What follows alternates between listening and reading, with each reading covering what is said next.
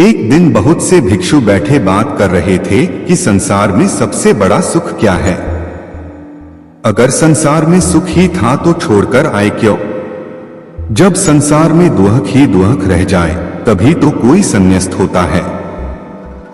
जब यह समझ में आ जाए कि यहाँ कुछ भी नहीं है, खाली पानी के बबूले हैं, आकाश में बने इंद्रधनुष हैं, आकाश कुसुम है, यहाँ कुछ भी नहीं है, तभी तो कोई सन्यासी होता है।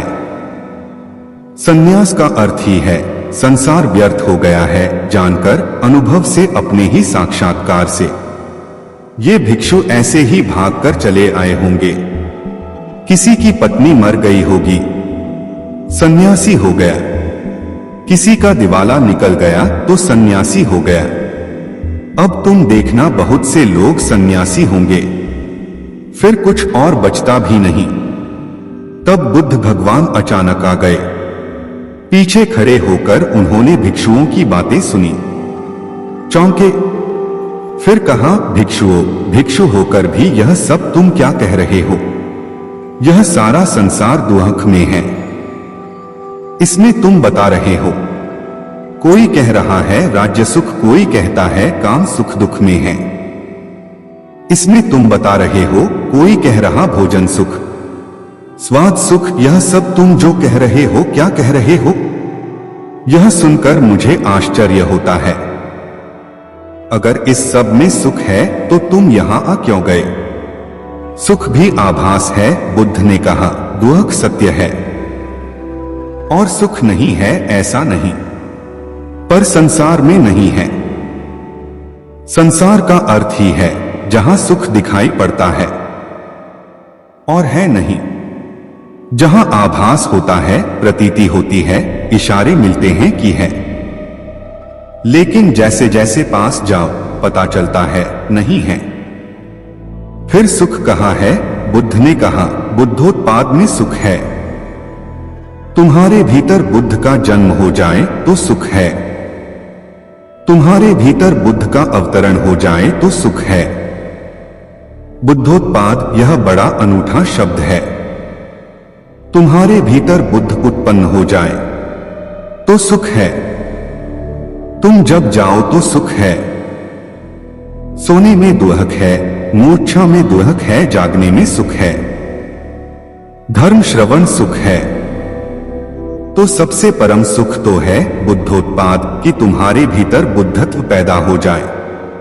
अगर अभी यह नहीं हुआ तो नंबर 2 का सुख है, जिनका बुद्ध जाग गया उनकी बात सुनने में सुख है। धर्म श्रवण में सुख है, तो सुनो उनकी जो जाग गए हैं, जिन्हें कुछ दिखाई पड़ा है, गुणों उनकी। लेकिन उसी सुख पर रुक मत जाना। सुन सुनकर अगर रुक गए तो एक तरह का सुख तो मिलेगा, लेकिन यह भी बहुत दूर जाने वाला नहीं है।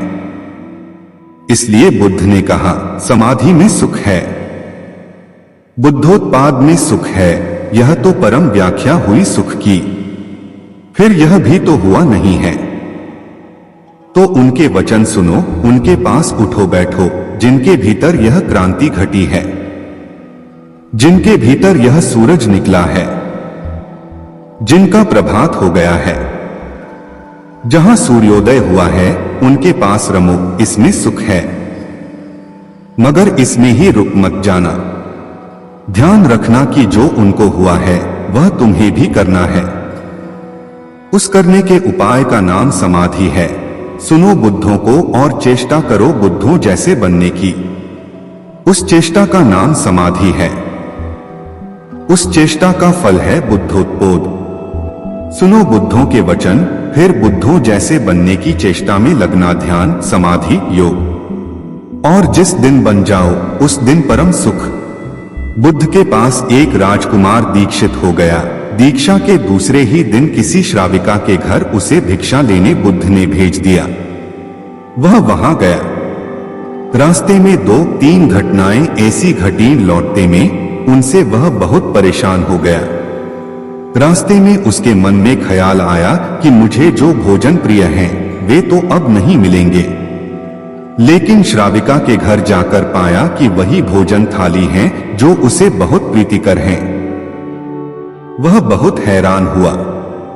फिर सोचा संयोग होगा, जो मुझे पसंद है वही आज बना होगा। वह भोजन करता है, तभी उसे ख्याल आया कि रोज तो भोजन के बाद में विश्राम करता था 2 घड़ी, आज तो फिर धूप में वापस लौटना है। लेकिन तभी उस श्राविका ने कहा कि भिक्षु बड़ी अनुकंपा होगी अगर भोजन के बाद 2 घड़ी विश्राम करो। बहुत हैरान हुआ। जब वह सोचता था यह, तभी उसने यह कहा था। फिर भी सोचा संयोग की ही बात होगी कि मेरे मन भी बात आई और उसके मन में भी सहज बात आई कि भोजन के बाद भिक्षु विश्राम कर ले। चटाई बिछा दी गई, वह लेट गया। लेटते ही उसे ख्याल आया कि आज न तो अपना कोई साया है, न कोई छप्पर है अपना, न अपना कोई बिछौना है। अब तो आकाश छप्पर है, जमीन बिछौना है। यह सोचता था, वह श्राविका लौटती थी। उसने पीछे से कहा, भंते, ऐसा क्यों सोचते हैं? न तो किसी की शया है, न किसी का साया है। अब संयोग मानना कठिन था, अब तो बात स्पष्ट थी। वह उठकर बैठ गया और उसने कहा कि मैं बड़ी हैरानी में हूं, क्या मेरे विचार तुम तक पहुंच जाते हैं? क्या मेरा अंतःकरण तुम पढ़ लेती हो? उस श्राविका ने कहा, निश्चित ही। पहले तो सबसे पहले स्वयं के विचारों का निरीक्षण शुरू किया था, अब तो हालत उल्टी हो गई। स्वयं के विचार तो निरीक्षण करते करते क्षीण हो गए और विलीन हो गए, मन हो गया निर्विचार। अब तो जो निकट होता है उसके विचार भी निरीक्षण में आ जाते हैं। वह भिक्षु घबराकर खड़ा हो गया और उसने कहा कि मुझे आज्ञा दें, मैं जाऊं। उसके हाथ पैर कंपने लगे। उस श्राविका ने कहा, इतने घबराते क्यों हैं? इसमें घबराने की क्या बात है? लेकिन भिक्षु फिर रुका नहीं। वह वापस लौटा। उसने बुद्ध से कहा, क्षमा करें, उस द्वार पर दोबारा भिक्षा मांगने में न जा सकूंगा। बुद्ध ने कहा, कुछ गलती हुई, वहां कोई भूल हुई। उस भिक्षु ने कहा, न तो भूल हुई न कोई गलती, बहुत आदर सम्मान और जो भोजन मुझे प्रिय था वह मिला। लेकिन वह श्राविका, वह युवती दूसरे के मन के विचारों को पढ़ लेती है। यह तो बड़ी खतरनाक बात है, क्योंकि उस सुंदर युवती को देखकर मेरे मन में तो कामवासना भी उठी, विकार भी उठा था, वह भी पढ़ लिया गया होगा। अब मैं कैसे वहां जाऊं? कैसे उसके सामने खड़ा होऊंगा? मैं नहीं जा सकूंगा, मुझे क्षमा करें। बुद्ध ने कहा, वहीं जाना पड़ेगा। अगर ऐसी क्षमा मांगनी थी तो भिक्षु नहीं होना था, जानकर वहां भेजा है। और जब तक मैं न रोकूंगा तब तक वहीं जाना पड़ेगा। महीने 2 महीने, वर्ष 2 वर्ष, निरंतर यही तुम्हारी साधना होगी।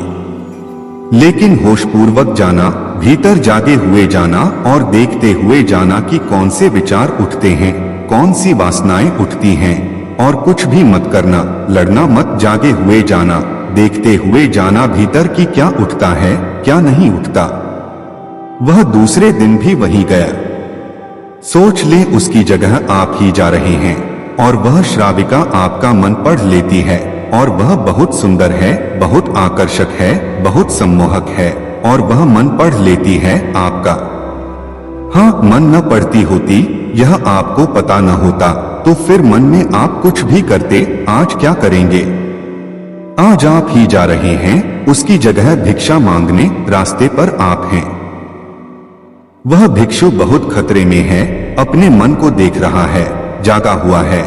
आज पहली दफा जिंदगी में वह जागा हुआ चल रहा है सड़क पर। जैसे जैसे उस श्राविका का घर करीब आने लगा, उसका होश बढ़ने लगा। भीतर जैसे एक दिया जलने लगा और चीजें साफ दिखाई पड़ने लगी और विचार घूमते हुए मालूम होने लगे। जैसे उसकी सीढ़ियां चढ़ा, एक सन्नाटा छा गया। भीतर होश परिपूर्ण जग गया। अपना पैर भी उठाता है तो उसे मालूम पड़ रहा है, श्वास भी आती जाती है तो उसके बोध में है। जरा सा भी कंपन विचार का भीतर होता है, लहर उठती है कोई वासना की, वह उसको दिखाई पड़ रही है। वह घर के भीतर प्रविष्ट हुआ, मन में और भी गहरा शांत हो गया। वह बिल्कुल जागा हुआ है। जैसे किसी घर में दिया जल रहा हो और एक एक चीज कोना कोना प्रकाशित हो रहा हो। वह भोजन को बैठा, उसने भोजन किया, वह उठा, वह वापस लौटा, वह उस दिन नाचता हुआ वापस लौटा।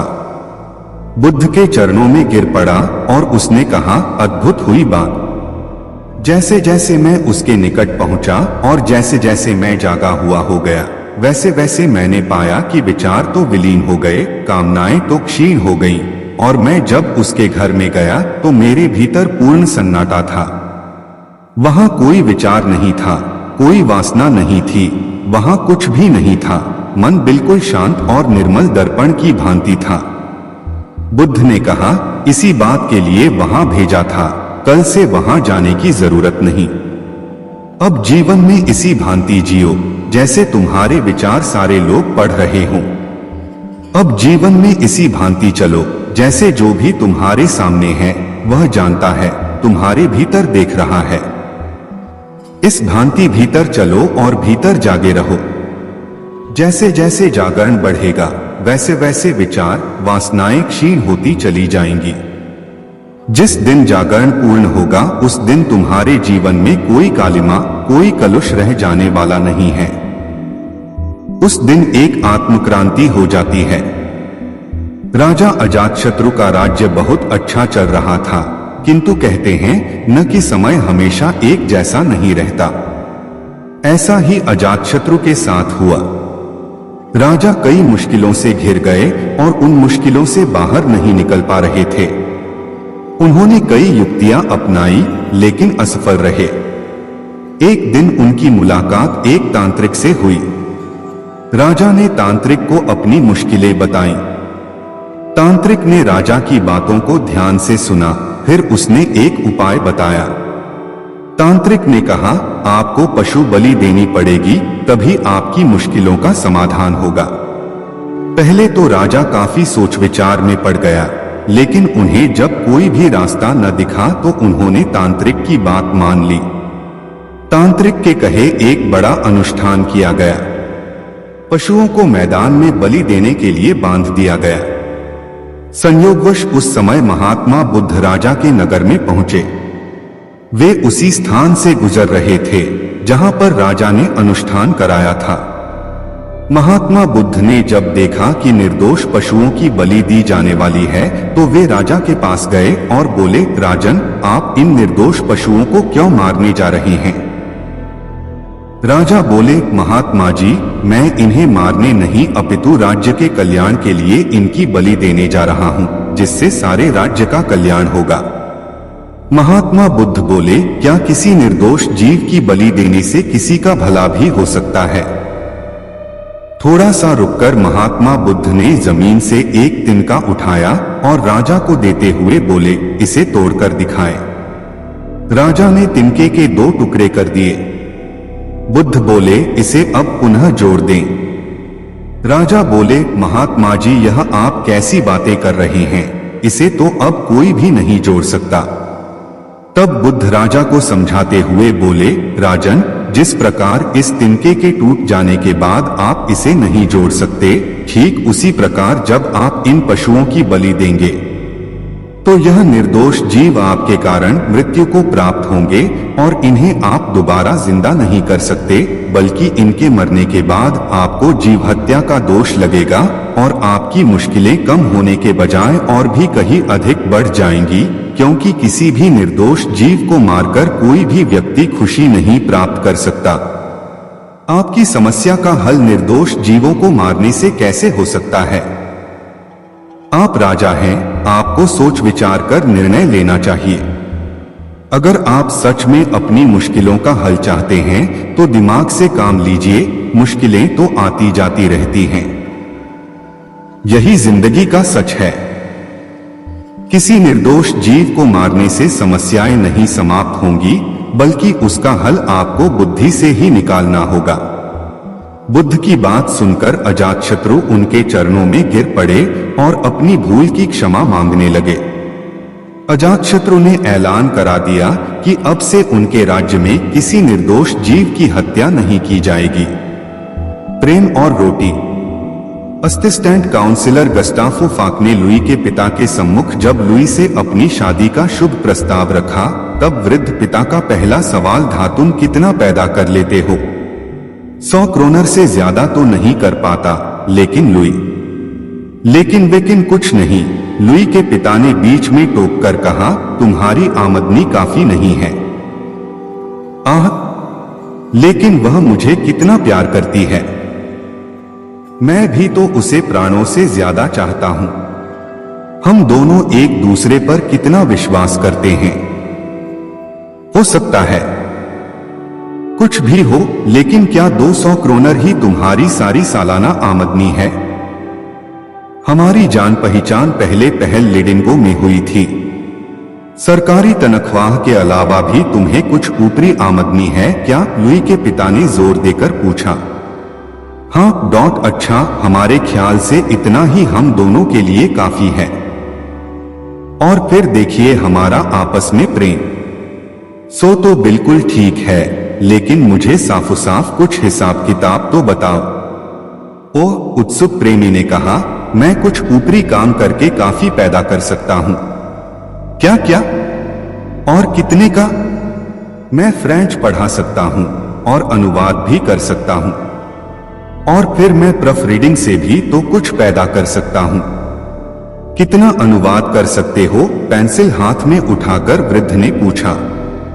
यह तो ठीक नहीं बतला सकता, लेकिन फिलहाल मैं एक फ्रेंच की किताब का अनुवाद 10 क्रोनर फी फुरमे के हिसाब से कर रहा हूं। कुल मिलाकर कितने फर्मे हैं सारी किताब में? यही कुछ दर्जन कहना चाहिए। बहुत ठीक, यह कुल समझ लो 250 क्रोनर हुआ। इसके सिवा और क्या है? उफ, मैं कह नहीं सकता। कुछ ठीक तय नहीं है। क्या कुछ ठीक तय नहीं है? और तुम शादी करना चाहते हो? अरे बच्चू, मालूम होता है कि तुम जानते नहीं हो कि शादी होती क्या है। समझे? क्या तुम्हें मालूम है कि तुम्हारे बच्चे होंगे, उन्हें खिलाना पड़ेगा, पहनाना पड़ेगा, पढ़ाना पड़ेगा, और उनके लिए न जाने क्या क्या और करना पड़ेगा। लेकिन फाक ने विरोध करते हुए कहा, बच्चे तो देर में भी हो सकते हैं, और हम लोग इतना प्यार करते हैं कि बच्चों का जल्दी पैदा होना बिल्कुल निश्चित है। इसीलिए फिर कुछ रुककर लुई के पिता ने कहना शुरू किया, मेरे ख्याल से तुम दोनों के दोनों शादी करने पर तुले हुए हो, इसमें कोई शक नहीं। और ठीक है, लेकिन यह तो बताओ कि तुम्हें एक दूसरे में कौन सी बात अच्छी लगती है, क्योंकि मुझे लग रहा है कि मुझे तुम्हारे विवाह के लिए अब अनुमति देनी ही पड़ेगी। इसलिए अच्छा है कि जो समय तुम लुई के पास बैठकर बर्बाद करते हो, उसमें काम करके कुछ पैदा ही करो। वृद्ध की इस स्वीकृति से युवक फाक एकदम खिल उठा और उसने बड़े सम्मान और आदर के साथ उनके हाथ चूम लिए। भगवान ही जानता है वह उस वक्त कितना खुश था, और उसकी लुइयो वह भी तो फूली नहीं समाती थी। शाम को जब वे साथ साथ हाथ में हाथ डालकर घूमने गए तो कैसा सुंदर गर्व सा अनुभव कर रहे थे, और उनके मुखों पर एक विचित्र चमक सी खिल रही थी। अब वह शाम को उससे मिलने आने लगा था। साथ में वे छपे हुए कागज ले आया करता था, जिनका वह प्रूफ ठीक करता होता। इसका पापा के ऊपर बड़ा अच्छा असर पड़ा, और लुई ने भी सोचा कि मेरे लिए वह कितनी मेहनत करते हैं। यही सोचकर वह उसे चूम लेती। लेकिन एक दिन शाम को जरा जी बहलाने की गरज से वे थिएटर चले गए। वहां से लौटे तो एक सिकर्म में।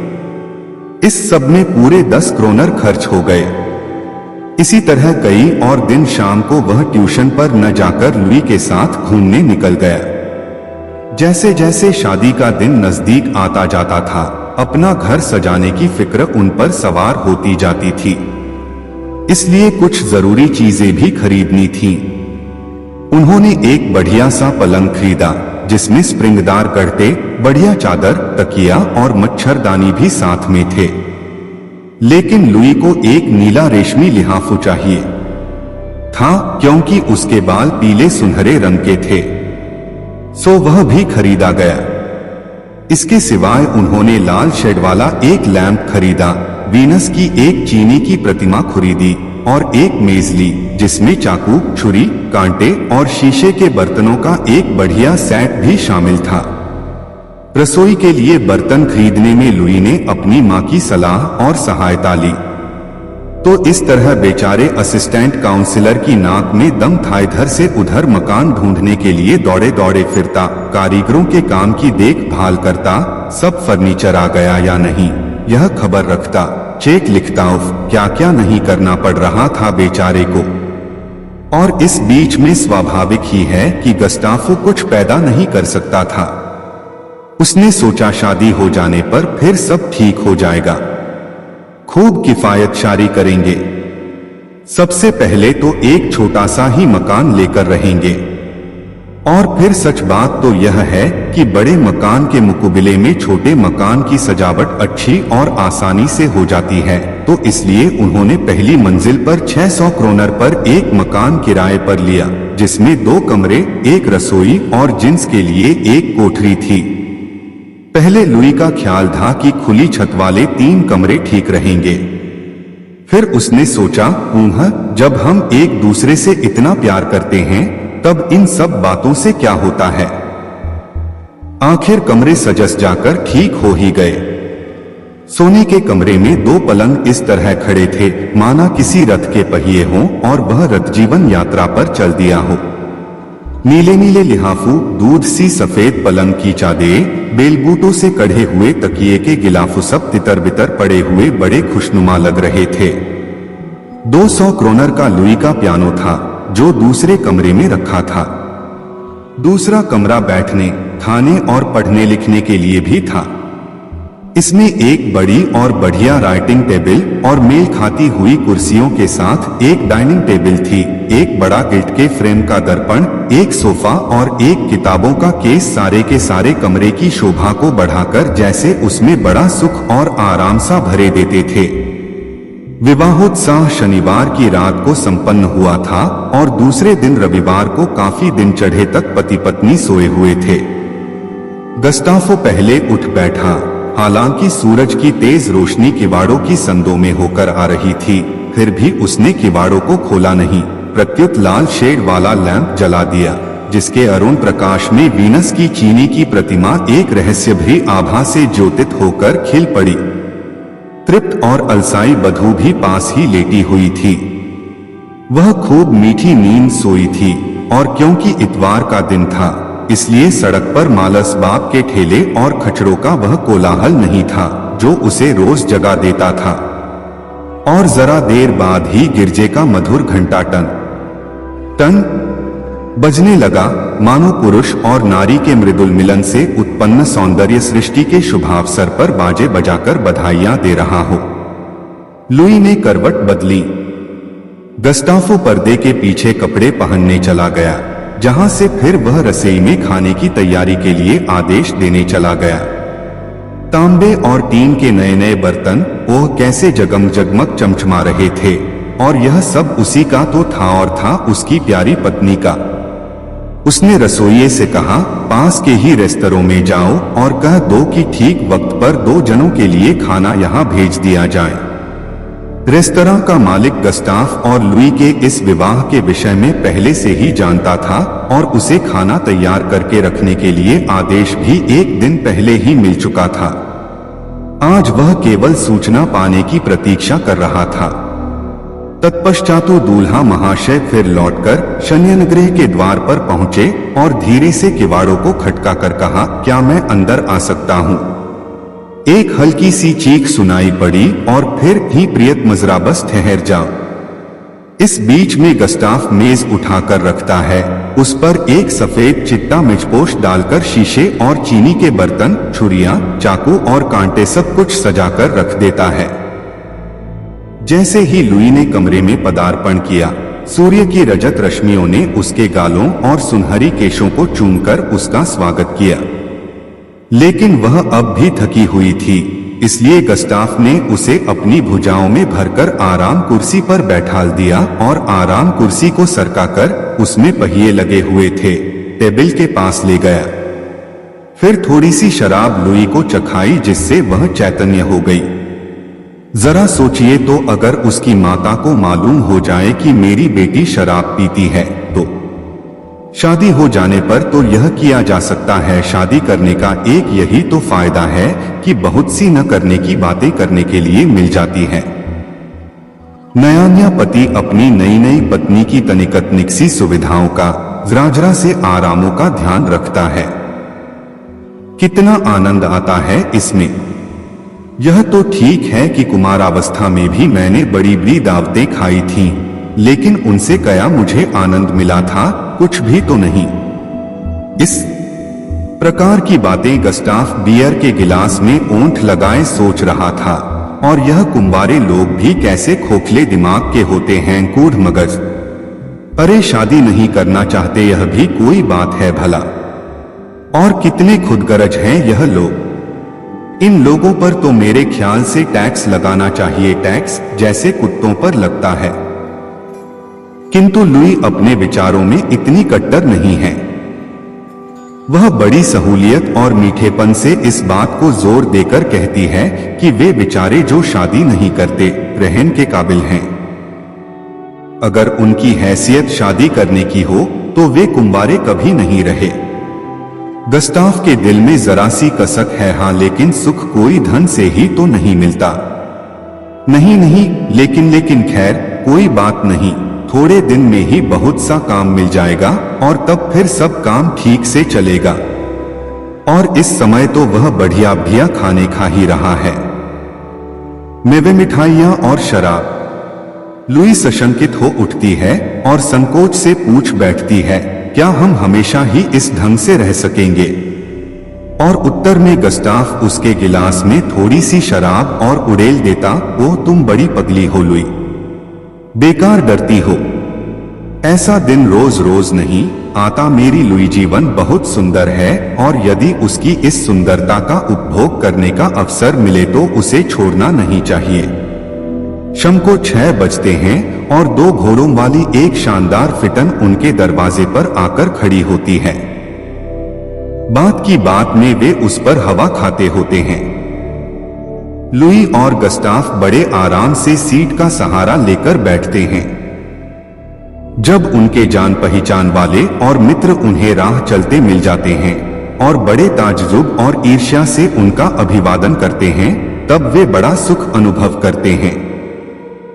इस असिस्टेंट काउंसिलर के हाथ अच्छा माल लगा है। एक तो बीबी मिली और ऊपर से रुपए वाली, साथ ही वे यह जरूर सोचते होंगे और हम गरीब लोगों को पैदल धूल फांकते चलना पड़ता है। घोड़ा गाड़ी पर चढ़कर चलने में कितना मजा आता होगा।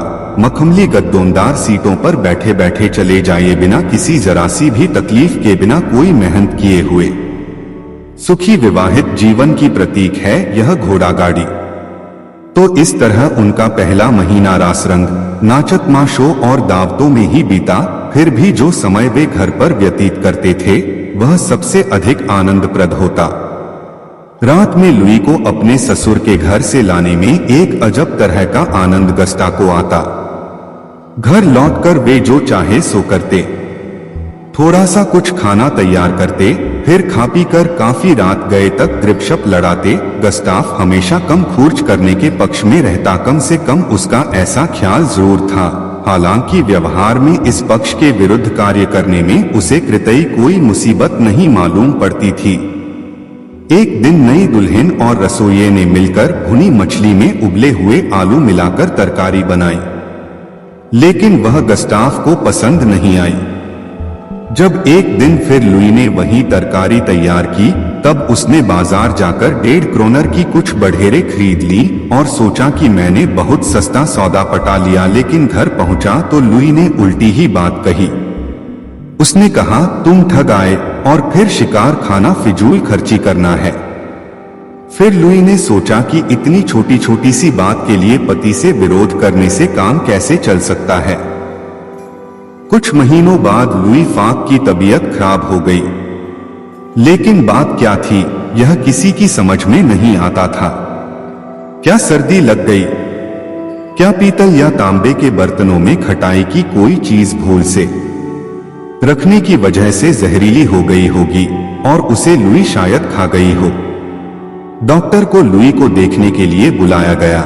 उसने खूब अच्छी तरह परीक्षा करने के बाद कहा, कुछ भी तो बीमारी नहीं है, और ठट्टा मारकर हंस पड़ा। लेकिन लुई तो बहुत बीमार थी। शायद दीवार के कागज में संख्या आ रही हो और वह हवा में उड़कर उसकी सांसों द्वारा अंदर पेट में पहुंच गई हो। इसलिए गस्ताफो दीवार का कुछ कागज छुड़ाकर एक केमिस्ट के यहाँ ले गया और उसने कहा कि इसका ठीक से बारीक विश्लेषण करो। और केमिस्ट के वैज्ञानिक विश्लेषक ने घोषणा की कि इस कागज में किसी तरह की कोई भी जहरीली चीज नहीं है। लुई की बीमारी कम नहीं हो रही थी। किताबें पढ़ना शुरू की और उसे लुई की बीमारी बुक दंद डॉक्टर लगी। बस उसने अपना इलाज करना शुरू कर दिया। उसके कमरसी धोए जाते थे और 1 महीने के अंदर अंदर उसकी दशा सुधरती ही हुई हो। यह सब कुछ तो अकस्मात ही हो न गया। इतनी जल्दी यह कुछ हो जाएगा, यह तो पापा और मामा ने भी नहीं सोचा होगा। लोग उन्हें क्या खुशी न होगी। और जो बच्चा होगा वह लड़का तो जरूर ही होगा, इसमें भी भला कोई शक हो सकता है। तो फिर उसका अभी से नाम भी सोच लेनी जरूरी है। यह सब तो लुई ने सोचा और खुशी से फूल गई।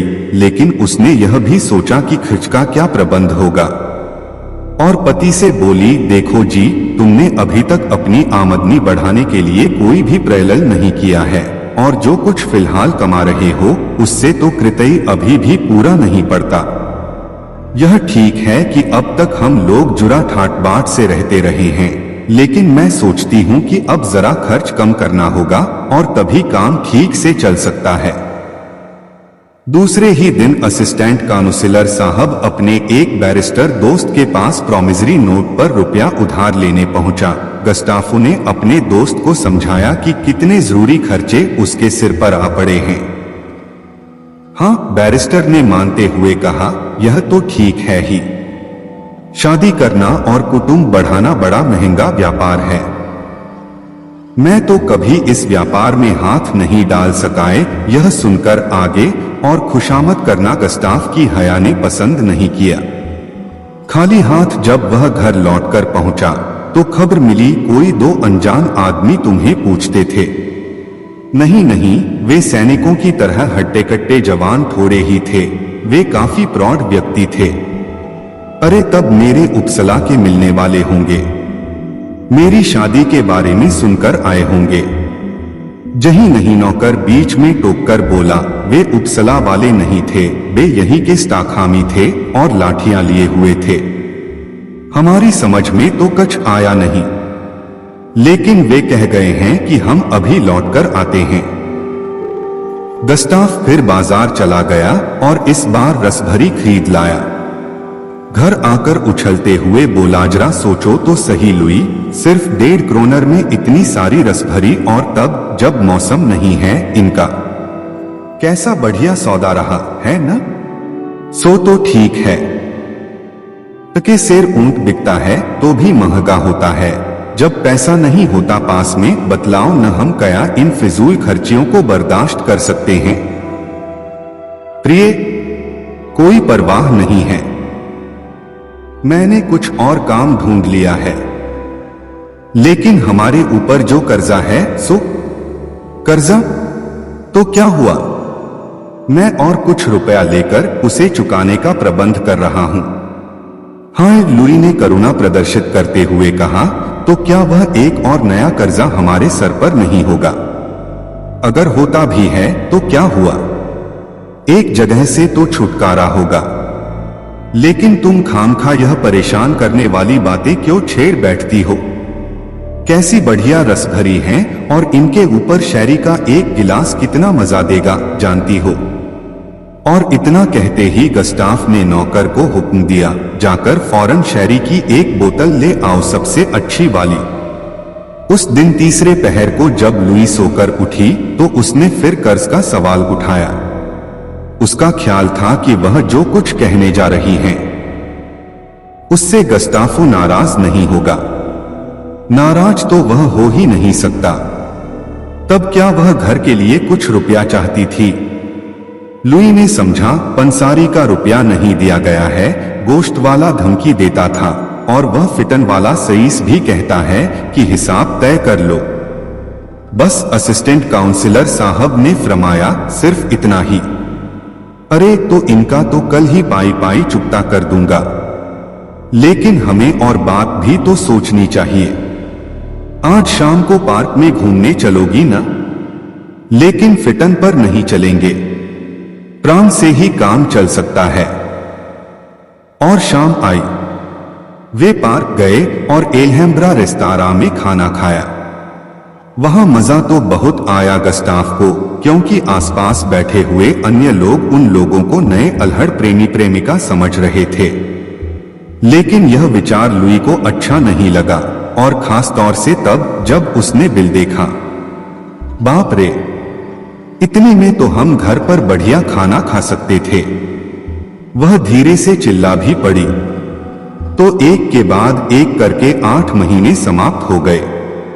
9वां महीना आया, बच्चे के लिए कपड़े चाहिए थे, झूला चाहिए था और भी न जाने कितनी चीजें चाहिए थीं।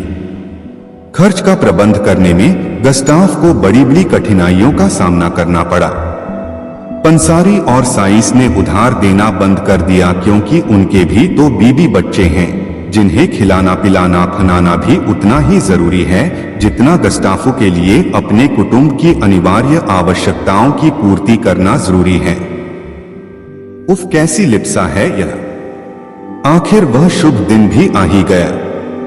पैदा हुई लड़की, उसे पालने के लिए एक नर्स भी रखनी जरूरी थी, और जब वह अपनी उस नवजात पुत्री को गोद में खिलाता होता तो वैसे ही दौड़ दौड़ कर किसी लेनदार की आवाजों और चिल्लाहट को खुशामद से गिड़गिड़ाकर शांत करने लग जाता। नए नए खर्चे रोज पैदा होते ही गए और वह उनके दुर्वह भार के नीचे बुरी तरह पिचा जा रहा था। इसमें कोई संदेह नहीं कि कुछ अनुवाद करने का काम उसे मिल गया, लेकिन उस काम को वह सफलतापूर्वक करता भी तो कैसे, जब उसे कृदम कृदम पर तरह तरह की समस्याओं का सामना करना पड़ता था। इसी दुरावस्था में गस्टाफ अपने ससुर से सहायता मांगता है, लेकिन वह उसे बहुत रुखेपन से जवाब देता है, मैं इस बार तो तुम्हारी मदद किए देता हूँ, लेकिन आइंदा फिर कभी नहीं करूँगा। मेरे पास जो कुछ भी थोड़ा सा बचा है वह मेरे ही लिए काफी नहीं है, और फिर तुम ही मेरे लिए अकेले नहीं हो। खैर, तो जैसे तैसे काम चला ससुर की सहायता से। माँ के लिए बढ़िया बढ़िया भोजन जरूरी थे ही, चूजे और बढ़िया शराब भी तो, और बच्ची के लिए रखी गई नर्स को भी वेतन देना ही पड़ता था। खैर, सौभाग्यवश जैसे तैसे लुई फिर बिल्कुल अच्छी हो गई। उसका पहला सौंदर्य और आकार लौट आए। तब एक दिन ससुर ने फिर दामाद से कहा, अगर बर्बाद नहीं होना चाहते तो अब आइंदा और बच्चों के लिए कोशिश मत करना। फिर भी कुछ दिनों तक गस्टाफो फाक का छोटा सा कार्टून प्रेम और ऋण पर पलता रहा, लेकिन और कब तक पलता रहता। एक दिन दिवालियेपन में आकर गला दबोच ही तो लिया। घर के मालस बाप की कुर्की पर चढ़ने की नौबत आ गई। तब एक दिन लुई के पिता आकर मां बेटी दोनों को लेकर चलते बने। सिकर्म में बैठते बैठते वृद्ध यह कहने से न चुका, मैंने अपनी पुत्री एक ऐसे शख्स को उधार दी थी जिसने उसकी इज्जत उतारकर उसे साल भर बाद ही लौटा दिया। लुई खुशी से गस्टाफ के साथ रहती, लेकिन वहां तो पेट के लिए एक नाज का दाना तक भी तो नसीब नहीं था। वह अकेला रह गया। एक दिन कुक अमीन वही लाठी वाले लोग आए और उसके मकान से रसोई के बर्तन तक उठाकर ले गए। घर में न एक फूटी कौड़ी बची, न पानी पीने को एक गिलास, और न लेटने को टूटी चारपाई, और न फटा बिस्तर ही। गस्टाफो का असली जीवन अब शुरू हुआ था। उसने किसी तरह एक दैनिक समाचार पत्र में प्रूफरीडी की जगह पाली थी, जहां उसे रात को 8-8, 10-10 घंटे तक काम करना पड़ता था। सरकारी नौकरी उसकी अब भी बाकी थी, हालांकि तरक्की रुक गई थी क्योंकि वह दिवालिया घोषित नहीं किया गया था। ससुर साहब ने उसके ऊपर इतनी दया जरूर की कि उसे इतवार को अपनी पत्नी और पुत्री से मिलने की अनुमति दे दी, लेकिन एक क्षण के लिए भी वह लुई को अकेले में गस्टाफ के पास नहीं रहने देता था। जब शाम को वह अपने अखबार के ऑफिस में जाने लगता था तो वे लोग उसे दरवाजे तक पहुंचाने आते थे और वह अपने कुचले हुए हुए आत्मसम्मान को लेकर विदा हो जाता था। अपने ऊपर से सारे बोझ को उतारने में संभव है गस्टाफ को 20 वर्ष लग जाएं और तब क्या वह अपनी पली और पुत्री का भरण पोषण कर सकेगा? शायद नहीं। और अगर दुर्भाग्य से इसी बीच में उसके वृद्ध ससुर साहब ढुरक जाएं, तब तो वे सबके सब बिना घर बार के हो जाएंगे। इसलिए उस क्रूर हृदय वाले अपने वृद्ध श्वसुर के प्रति भी उसे कृतज्ञ होना चाहिए जिसने इतनी निर्ममता से उसके सारे मानवीय सुख को उससे जबरदस्ती छीन लिया। हाँ, और मानव जीवन स्वयं भी तो आज इतना कठोर और कुरूप हो उठा है। खेत में हल चलाने वाले जानवरों का गुजारा तो आसानी से हो जाता है, लेकिन सारी सृष्टि में मनुष्य ही ऐसा प्राणी है जिसे अपना पेट भरने के लिए मेहनत मजदूरी करने की जरूरत पड़ती है। कितनी शर्म की बात है। और यह शर्म चीख चीख कर पूछ रही है कि इस जीवन में हर एक इंसान को क्यों मेवे मिठाई खाने को नहीं मिलते, अरे क्यों रोटी भी नहीं मिलती। बुद्ध का चमत्कार। किसी नगर में एक दुकानदार था। उसकी कपड़े की दुकान थी। वह बड़ा ही ईमानदार था और अपने ग्राहकों के साथ उसका व्यवहार बड़ा अच्छा रहता था, इसलिए उसकी दुकान खूब चलती थी। अचानक दुकानदार के सामने एक कठिनाई आ गई। उसका छोटा लड़का उसके साथ दुकान पर बैठता था। जाने कहां से उसको आदत पड़ गई कि दुकान पर जो भी खरीदार आता वह उसकी टोपी या पगड़ी उतारकर फेंक देता। दुकानदार ने उसे बहुत समझाया, डराया, धमकाया, मारा पीटा, लेकिन उसने अपनी आदत न छोड़ी। धीरे धीरे लोगों ने उसकी दुकान पर आना कम कर दिया। दुकानदार बहुत ही परेशान हो गया। अब वह क्या करे? लड़के की मां नहीं थी, इसलिए घर पर अकेले उसे छोड़ भी नहीं सकता था। संयोग से एक दिन उसकी दुकान के सामने से भगवान बुद्ध निकले। उसने अपनी परेशानी उन्हें बताई। तथागत, आप जैसे भी बने इस लड़के को ठीक कर दीजिए, मैं आपका बड़ा एहसान मानूंगा। बुद्ध ने सारी बात सुनकर कहा, मैं तुम्हारे लड़के को ठीक तो कर दूंगा, लेकिन एक शर्त है। दुकानदार ने पूछा, क्या? वे बोले, मैं या तुम्हारा बालक जो करे तुम उसमें रोक टोक नहीं करोगे। दुकानदार राजी हो गया। अगले दिन बुद्ध अपने सिर पर एक साफा बांधकर उसकी दुकान पर आए। लड़का तो ताक में था ही। जैसे ही बुद्ध बैठे कि वह उठा और उनका साफा उतारकर सड़क पर फेंक दिया। बुद्ध ने हंसकर कहा, शाबाश बेटे। उन्होंने उसे पुचकारा और कहा, जरा दौड़कर साफे को उठा तो लाना। लड़के ने छलांग लगाई और साफा उठाकर ले आया।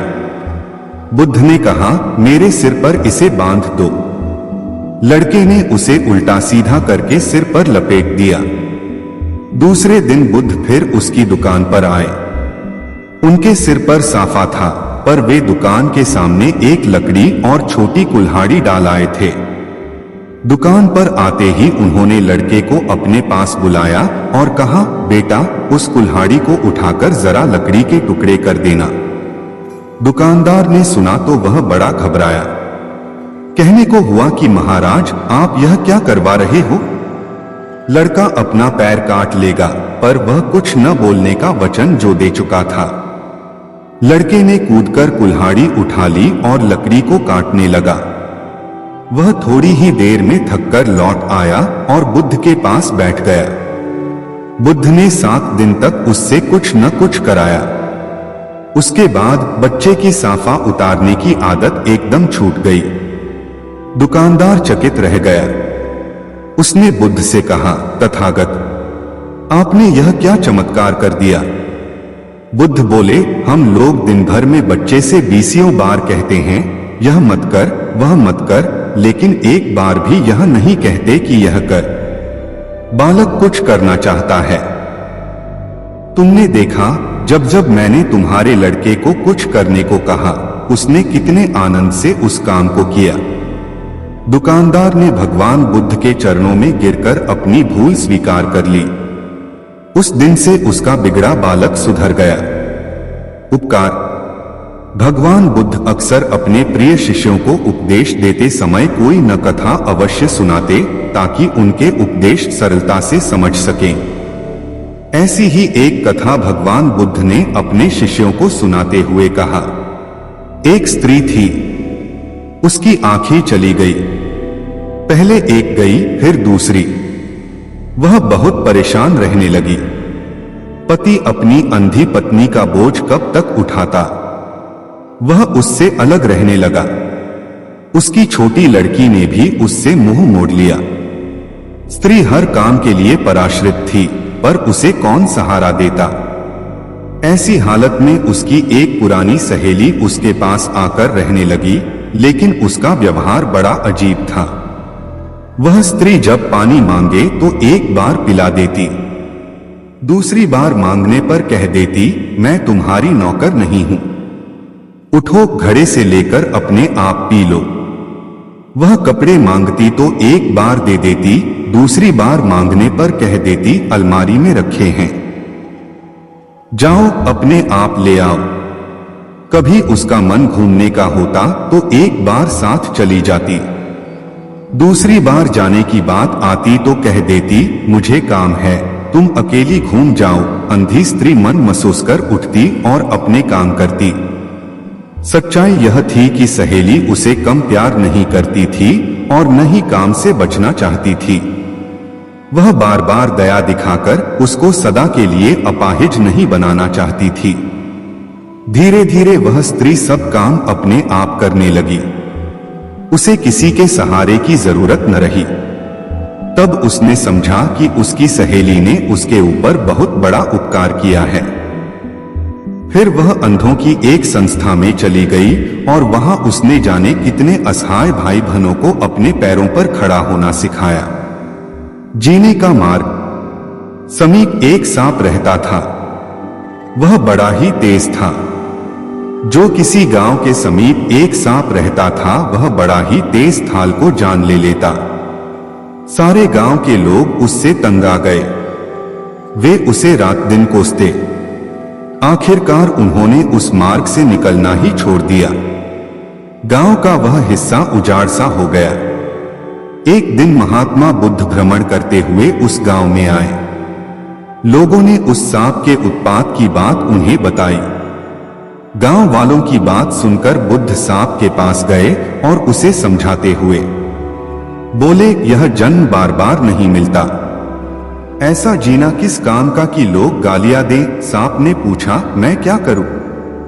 बुद्ध बोले, तुम हमला करना छोड़ दो, सबके साथ प्यार का व्यवहार करो। सांप ने उनकी बात मान ली। उस दिन से वह खुले मैदान में चुपचाप पड़ा रहता। लोगों को यह मालूम हुआ तो उनका डर धीरे धीरे दूर हो गया और वे उधर से बेधड़क आने जाने लगे। अब गांव के बच्चे वहां इकट्ठे हो जाते और उसको ईंट पत्थर मारते, उसके बदन में लकड़ी चुभोते। बेचारा सांप सब कुछ सहन कर लेता। संयोग से एक दिन पुनः महात्मा उधर से निकले। उसकी बुरी हालत देखकर वे चकित रह गए। उन्होंने पूछा, अरे तुम्हें यह क्या हो गया? सांप ने सारा हाल कह सुनाया। सुनकर बुद्ध बोले, भाई मैंने तुझे काटने से रोका था, लेकिन फुफकारने से तो मना नहीं किया। जो अपने तेज को प्रकट नहीं करता, उसे कोई जीने नहीं देता है। सांप अब भगवान बुद्ध की बात समझ चुका था। असली बात समझी। उस दिन से उसने फुफकारना शुरू कर दिया। उसकी फुफकार सुनते ही बच्चे दूर भाग जाते। अब उन्होंने उसे सताना छोड़ दिया। सांप काटना पहले ही छोड़ चुका था, इसलिए लोगों ने उससे डरना भी बंद कर दिया था। अब वे सभी चैन से रहने लगे।